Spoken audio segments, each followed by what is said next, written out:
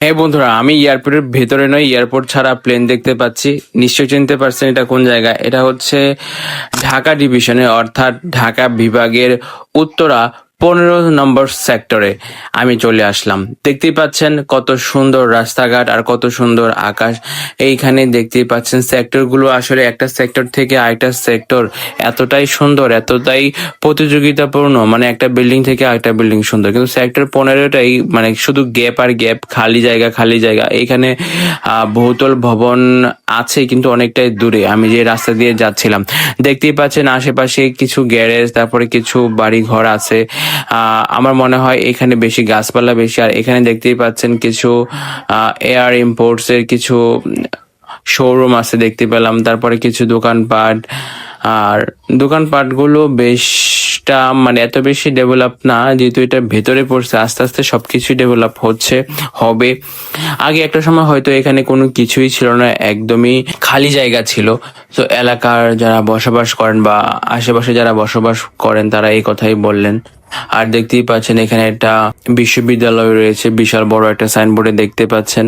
আর side দিয়ে কত সুন্দর ওয়াল গিয়েছে, কেউ গাড়ি পার্কিং করে চা খাচ্ছে।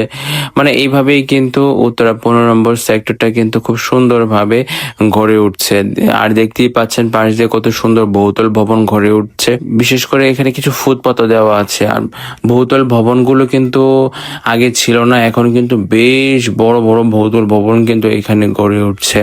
আর বিশেষ করে আপনার এই জায়গাটিতে প্রচুর পরিমাণে কাশফুল দেখা যেত, কিন্তু বাড়িঘর ওঠার কারণে ওই কাশফুলগুলো এখন আর ওই ভাবে দেখা যায় না, এখনো ফোটে কিন্তু খুব কম। আমি অলরেডি কিন্তু ভেতরে ঢুকে গেলাম। দেখতেই পাচ্ছেন কত সুন্দর এরিয়া, কত সুন্দর বহুতল ভবন।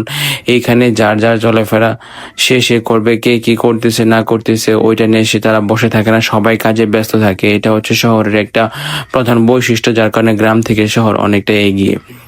অবশ্যই তারা প্রয়োজন ছাড়া কোনো কথা বলবে না, মানে দরকার ছাড়া বিনা প্রয়োজনে কোথাও বসে থাকবে না, কারণ বিনা প্রয়োজনে বসে থাকলে কে খাওয়াবে? অবশ্যই তাকে কাজ করে খেতে হবে।